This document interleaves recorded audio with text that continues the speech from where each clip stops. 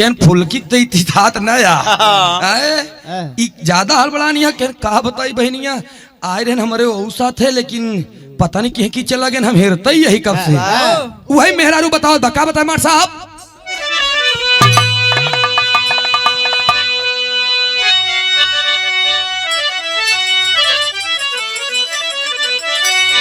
हे सखिया रे हे बहनी मोरी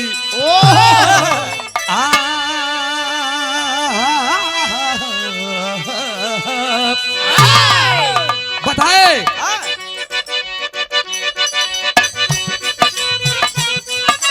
अरे बा यही बतावत बा गोहरिया तारे मेलावा में गोहरिया तारे मेलावा में पिया ना भेटान हो गोहरिया तारे मेलावा में सैया ना भेटान हो गोहरिया तारे मेलावा में पिया ना भेटान पिया ना भेटान गोहरिया तारे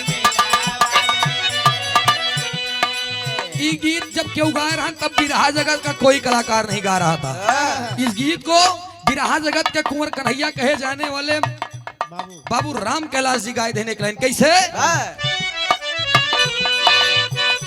बांसावारिया में सुगना बांसावारिया में सुगना काटई गारी बांसावारिया में सुगना काटई गारी बांसावारिया में सुगना काटई गारी बांसावारिया में सुगना काटई गारी बांसावारिया में सुगना। लेकिन ध्यान रहे ई तो तरज के लाइन रहे भाव में ई भगत जाय के माई के दरबार में दया माई के चरणों में जा करके कहता है माँ दुनिया के लोग हीरा मोती धन दौलत सोना चांदी घर द्वार लड़का बच्चा न जाने क्या क्या चीजें मांगते हैं लेकिन मैं आपसे कुछ मांगने नहीं आया हूँ मैं बताने आया हूँ क्या बता रहा है कुछ ना हमार माई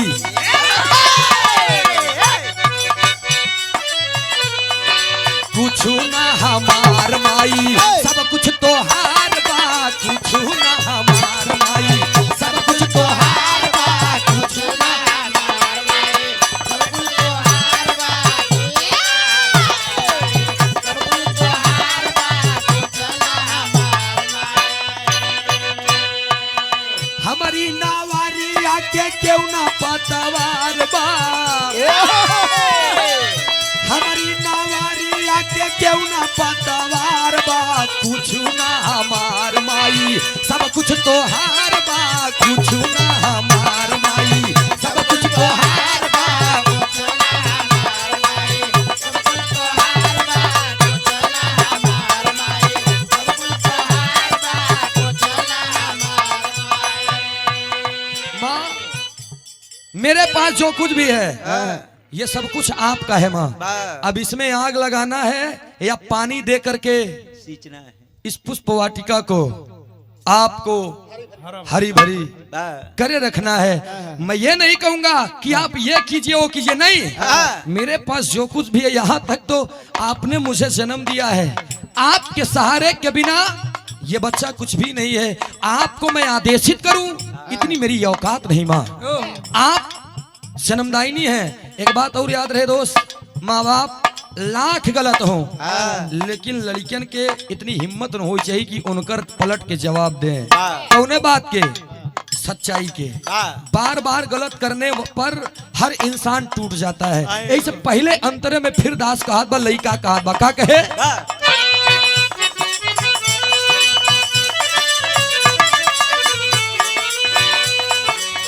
दुनिया के असली देवी देवता माई बाप हो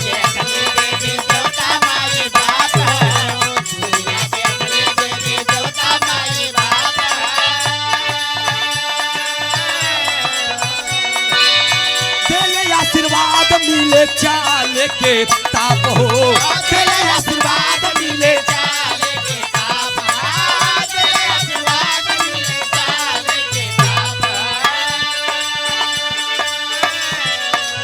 कैलू इशारा नैया भइल भव से पार बा,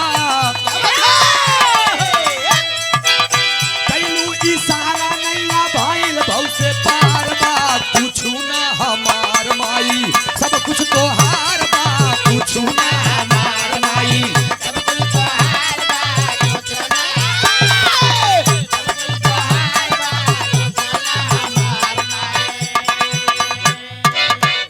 बाहर दुनिया के लोग, एक बात आप लोगों से मैं कहना चाहूंगा कि ये दुनिया हर इंसान दिखावे का है और जो काम करते हैं वो भी दिखावे का है। इंसान अपने दुख से ज्यादा दूसरे के सुख को देखकर हैरान है आज।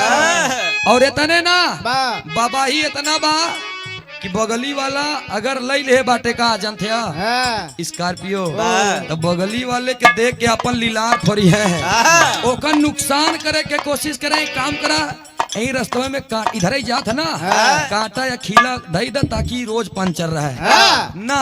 अगर किसी को देखना है तो नकल कीजिए।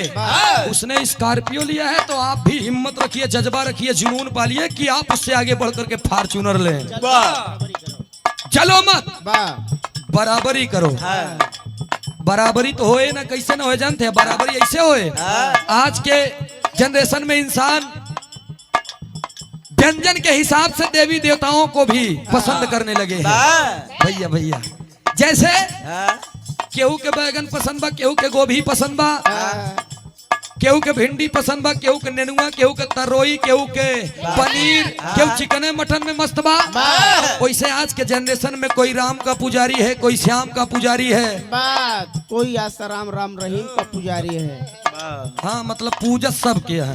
क्यों न क्यों, क्यों सत्संगी बा, क्यों सदगुरु में ध्यान लगाए बा, क्यों यीशु मसीह के पूजत बा, जय गुरुदेव के पूजत बा, क्यों माई बाप के पूजत बा। लेकिन जे माई बाप के पूजत बा वो है असली देवी देवता के पहचान करे बा। जानते का है जमाना आया है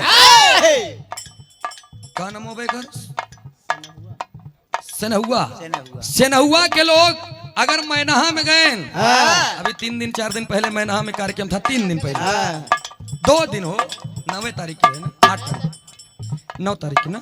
लेकिन है भैया अभी मैनहा वाले अगर दुर्गा पूजा करी है, तनी से देखा हम बताओ थे, दुर्गा पूजा करी है तो 15,000 20,000 के मूर्ति ले आकर के बैठाएंगे और 10-15,000 खर्चा कर दिया रोड जो लाइट साउंड सिस्टम उस्टम बा और साथ प्रसाद पूरा ले करके 35-40 हजार में निपटाए ले हैं। तो सनहुआ वाले देखिए जनता का कहीं है और ये भाई अब की बार हमहू दुर्गा पूजा करा 50,000 की मूर्ति बैठाऊ अहिया से लेके मैनहा तक पूरा राडा ही लगवाए दे, पूरे गांव में प्रसाद बंटवाओ। तो ये आपकी भक्ति नहीं है, ये फैशन है, ये दिखावा है, इसे भक्ति नहीं कहते हैं। आयतनों पे जानते हैं क्या कहेंगे, चंदा बटोरी है, पैसा अकेले के दम पे कोई नहीं करेगा। चंदा बटोरी है, 101 तू दई दई, 51 तू दई दा, 201 तू दई दा, 501 तू दई दा। प्रधान जी लगे जही कहिए प्रधान 5,000 एक दई दे नहीं, अब की बार वोट काट दिए। प्रधानव जी कहें ले भैया 6,000 ले लिया। प्रधानव जी देहन धीरे धीरे करके 1 लाख इकट्ठा करेंगे और 1 लाख इकट्ठा करने के बाद जानते हैं लोग क्या बोलते हैं, चलते हैं आइए चलते हैं बाजार, 50,000 के माई की खरीद के लेके आओ। खरीद के माँ कभी बिकती नहीं है दोस्त, न तो माँ बेचने और खरीदने वाली चीज है। माई के ममता अनमोल होकर कोनो मोल ना बा। फिर भी 1 लाख इकट्ठा करेंगे, 50,000 के मूर्ति लिए हैं, 30,000 के लाइट साउंड सजाए दी है, 20,000 के प्रसादी बांट दी है। ले आए के बाद 9 दिन खूब मन लगा करके पूजा करेंगे। अब पूजा कैसे करी, जय माता दी करके 1 किलो सेब, 2 दर्जन केला, 1.25 किलो लड्डू डेली चढ़ाई है। लेकिन कभी उसी मिट्टी की मूर्ति से मिला हुआ संकेत हम लोगों ने या हमारे आभाओं ने आभास किया है? नहीं, वही मिट्टी की मूर्ति संकेत करती है, ऐ बेटा 1 किलो सेब, 2 दर्जन केला, 1.25 किलो लड्डू से तोहार दुर्गा माई ना खुश हो जाई है। जिसने तुम्हें जन्म दिया है, हाँ, जिसकी बदौलत तुम इस धरती पर आए हो, वाह! जिसकी देन है तुम मुझे जानते हो, हाँ, घर में बैठे उस बूढ़े माँ बाप को खुशी कर लोगे वाह! तो ये दुर्गा अपने आप प्रसन्न हो जाएगी। लेकिन जीव जानत बा मन मानत नहीं। दूसरे अंतर में कहल गई कैसे ने कोशिश करबा क्यों कदर न करी, ऐसा नहीं बना। ऐसे दूसरे अंतर में कहल गई कैसे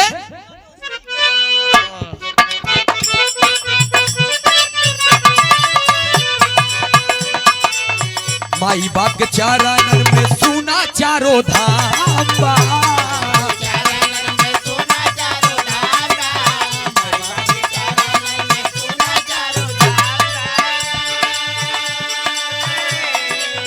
जीवन जिए के मिलल जैसे पहचान बा।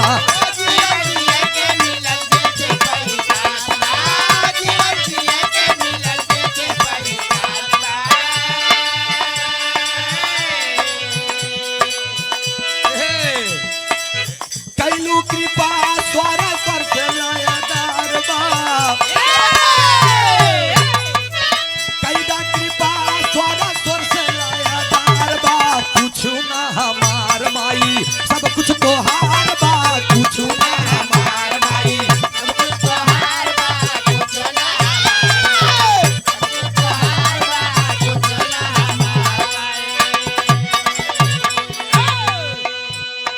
एक मिनट।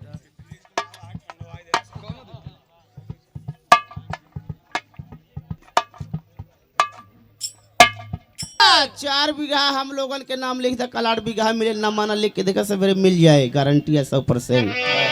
लिपेल न गाढ़े को बरे से तू हमार दोस्त हक दुश्मन यार। लिखवा ले। आज करे पास 4 बीघा ना होई तो आई। यही से हम एक ही बात कहते हैं कि इस धरती पर माँ बाप से बढ़कर ना कोनो देवी है ना कोनो देवता। देवता। अगले हम लास्ट लाइन में गुरु घराने के परिचय में बतावल गई।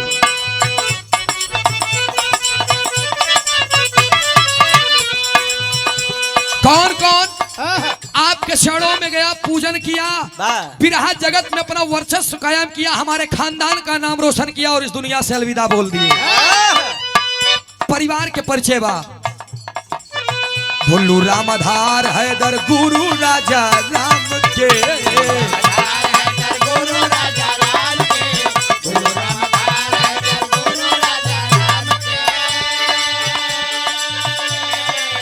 बिमल मलेंदु भोज राज राधे श्याम के।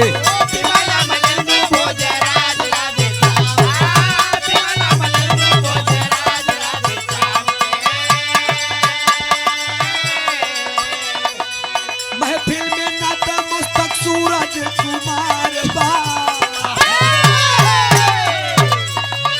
अरे महफिल में नतमस्तक सूरज कुमार बा। कुछ ना हमार माई, अरे कुछ ना हमार माई सब कुछ तोहार बा। कुछ ना हमार माई सब कुछ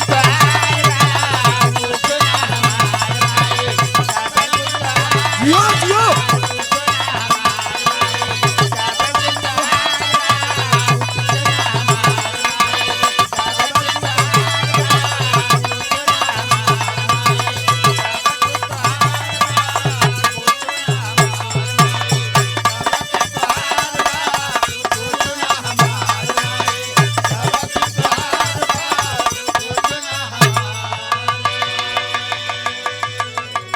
और ये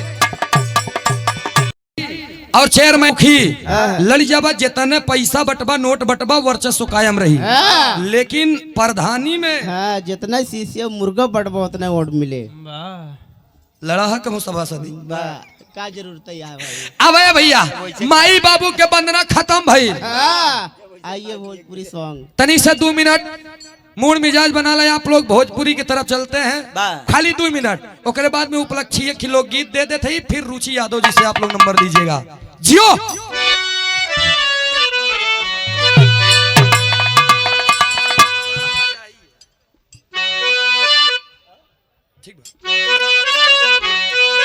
अरे जियो जियो।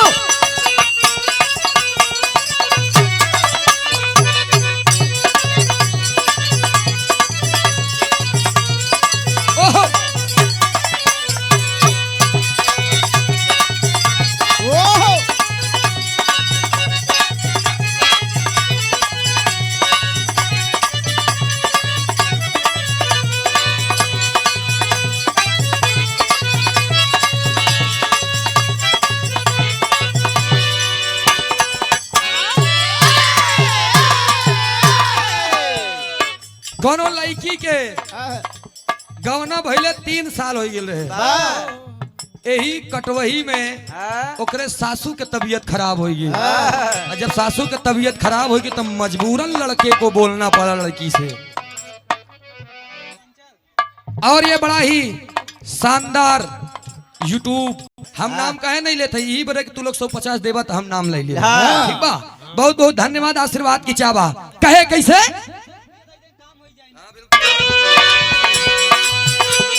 लड़किया सजा के कहा तो लड़का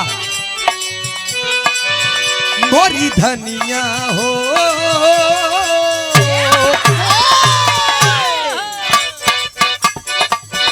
मोरी धनिया हो कहे रूसल बाड़ू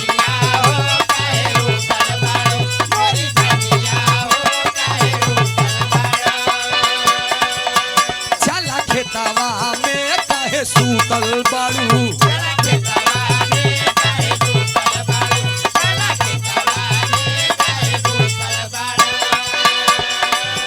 मोरी धनिया हो कहे रूसल बाड़ू चला खेतावा में कहे सूतल बाड़ू। अब लड़की कहे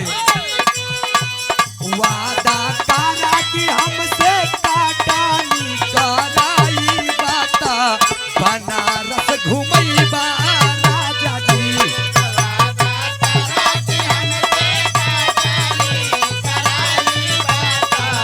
बनारस घुमई बा राजा जी।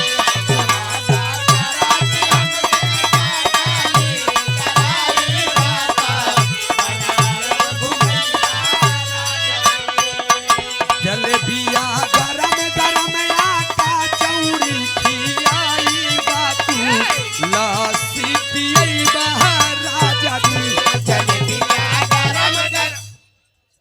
और ये टिकुली का जार लेके घरवा से गईले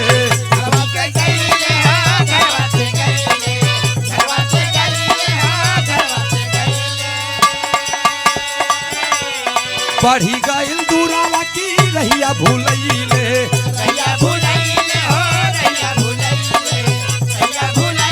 लेकिन किसी कलाकार ने गा दिया है टिकुली का जार लेके घरवा से गईले बढ़ी गई आगावा की रहिया भूलैले चूड़ी हार पियावा चूड़ी हार पियावा चूड़िया बेच के ना अइले चूड़ी हार पियावा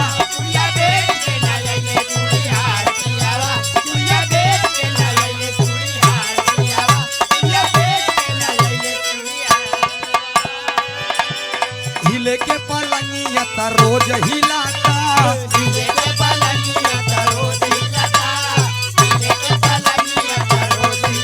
खैरी गाना चाहे जे गाए हो ऐसी मतलब नहीं बल लेकिन एक ज्यादा ट्रेंडिंग करे वाली रुचि तोहरन मुहे से निकला था हमरे मुहे से नहीं। तू ही गाना 3 गाना राजा हो तो है कैसे मनाई हम जहाँ गावे लगी तो खट्ट से दिमाग में तू ही नहीं याद आवत हुई कि ये वही गाँव में तो भाई ठीक बा कब नहीं भाई। हिले के पलंगिया ता रोज हिलाता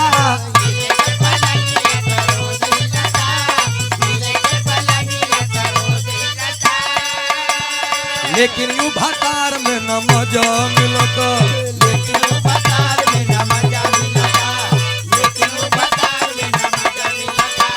हिले के पलंगिया ता रोज हिलाता लेकिन यू भतार में न मजा मिलता जाऊ की पे हो तलई के साही के मिलनवा बलम के बांग बदलनवा बलम के बांग बदलनवा बलम के बांग बदलनवा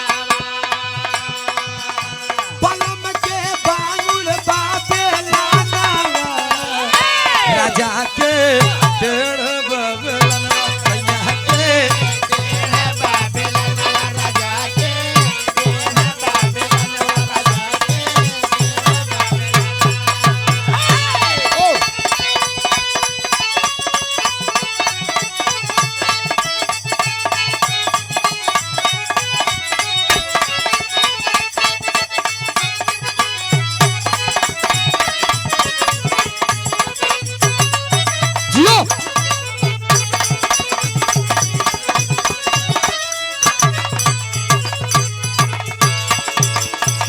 जरूर बेनी भैया, हाँ। लेकिन दुल्हा का मतलब जानता का होता है? हाँ, का- वैसे रोज घूमता है तब तो नहीं मनाई दुल्हा कहा थी। हाँ। जौनी दिन 2 जने के लहा हाँ, वही दिन उनका कहा थी दुल्हा।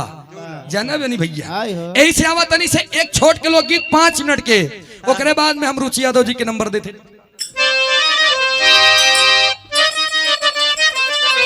यह गीत के लाइन बा, अरे उहई गाँव कई गो तिनिया, बाबू राम आधार जी गए हमरे माई बहन लोगन के गीत है दोस्त। अरे उहई गाँव कई गो तिनिया, माड़ाए में आई हो दादा, माड़ाए में पारावत बोला वाली ना हो, उहई गाँव कई गो तिनिया।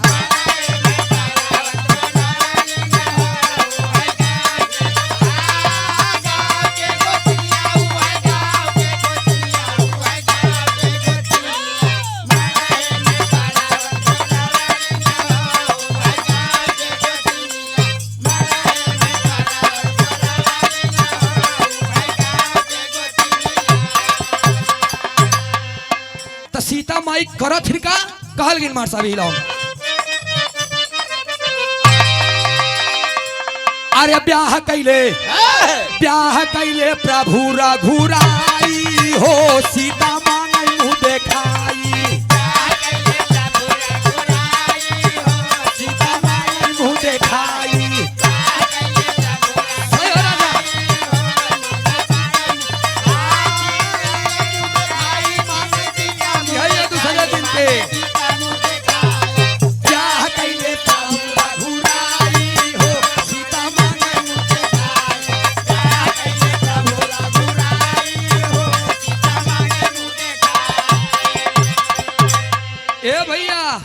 प्रभु मर्यादा पुरुषोत्तम श्री राम जी सीता जी के साथ शादी करके लेकर गए। शादी जैसे होगी न हो, आज का है प्रीत भोज, आज कितना जने आए हो दुल्हनी के मुंह देखे बरे। जब मर्यादा पुरुषोत्तम श्री राम जी गए, जब घूंघट उठाए, जब घूंघट पे हाथ ही लगावे वाला रहे, तब है सीता माई के ने डोंट टच माय घूंघट। क्या घूंघट का अंग्रेजी नहीं पता कहा ए भैया कहने प्रभु श्री राम जी से कहे, ए स्वामी आज तक मैंने आपसे कभी कुछ नहीं मांगा, आज पहली मिलन बा हमार तो से एक चीज मांगा थे, ध्यान दीजिएगा मुंह दिखाई में का मांगे अंतरे में कहल गई। आवा रुका तनी सम्मान हो जाए, यह जरूरी बा। रुपया पैसा धन दौलत हम लोग हर जगह कमाई ले, बापू लोग हर जगह दे दे बा, लेकिन सम्मान कहीं कहीं ये स्मृति कौनो ऐसा वैसा नहीं बदोस। आज ये जौन हमारे और उनके भैया के जेबा में दौलत बना, ये बाबा साहब की बदौलत। जो हम सबके जेब में पेन है, ये बाबा साहब की देन है। एक बात तो मैं कहना चाहूंगा दोस्त कि जो गिरकर भी संभल जाए उसे इंसान कहते हैं, जो गिरकर भी संभल जाए उसे इंसान कहते हैं, जो बुरी आदत को ना छोड़े उसे शैतान कहते हैं। लिखने को लोगों ने तमाम ग्रंथें लिखी, लेकिन जो मेरे बाबा साहब ने लिखा उसे भारत का संविधान कहते हैं। और ये दीपक सिंह कड़ी सेना से बाबूजी की तरफ से ब्लॉक अध्यक्ष, महामाया का पुरस्कार छेड़ों में पहल की बहुत बहुत नमस्ते बा प्रणाम बा। संतोष भैया तो आज झूसी में है, मुझे खून दो मैं तुम्हें आजादी दूंगा। तो सुभाष चंद्र बोस जी तो ये तो नहीं कहे थे कि तुम मुझे चिलम दो हम तुम्हें गांजा देंगे। बाहर दुनिया के लोग आए तने ना इन तना नाश करें जो प्राइम मिनिस्टर हैं हमारे भारत के प्रधानमंत्री, वो बोले क्या जानते हैं भाइयों बहनों, इंटर पास करने के बाद 12वीं में दाखिला लीजिएगा। सोचे वाली बात यह दोस्त, जहाँ के प्राइम मिनिस्टर ऐसे बोले तो हमारे लोग के बारे में का सोच सकते। जब से आई है लाइन लगाए यही हम लोग। ये 251 रुपया का पुरस्कार जितेंद्र यादव जी, अमूल डेयरी वाले, अरे वाह, लक्ष्मीपुर से पूरे टीम को आपने सम्मान किया, माल्यार्पण किया। अच्छा बेनी भैया पैसा दे हम जाना थे पुरान माई भगवती हर मोड़ पे तरक्की तो बेनी भैया पायन पैसा बहुत बहुत धन्यवाद। सब जने पाया, क्या बात है, बहुत बहुत नमन भाई। 151 रुपया पुरस्कार हमका सब जने के नाम से एक जोरदार ताली बजा के आप लोग सम्मान कही था, बहुत बहुत धन्यवाद। ए भैया सीता माई मुँह दिखाई में मांगिन का यही से गीत के शुरुआत करे बाद में तू ये तरह में खत्म। आवा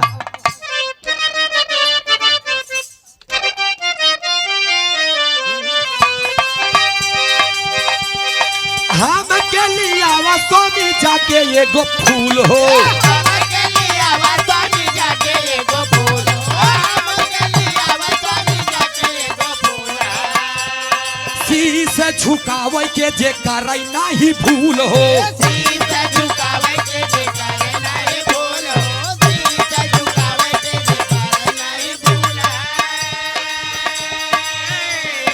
बात माना हाँ बात माना हमरो पतिराई हो सीता मांगे मुँह देखाई बात माना हमरो पतिराई हो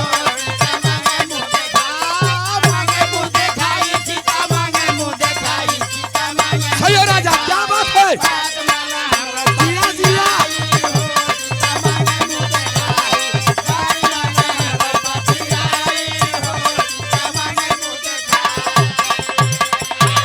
100 रुपया का पुरस्कार अवधेश यादव जी इसी सरजमी से इस बिरहा पर इस भाव पर प्रसन्न होकर के चेड़ों में पहले की बहुत बहुत नमन बा प्रणाम बा इसे माई भगवती हर मोड़ पे तरक्की दे।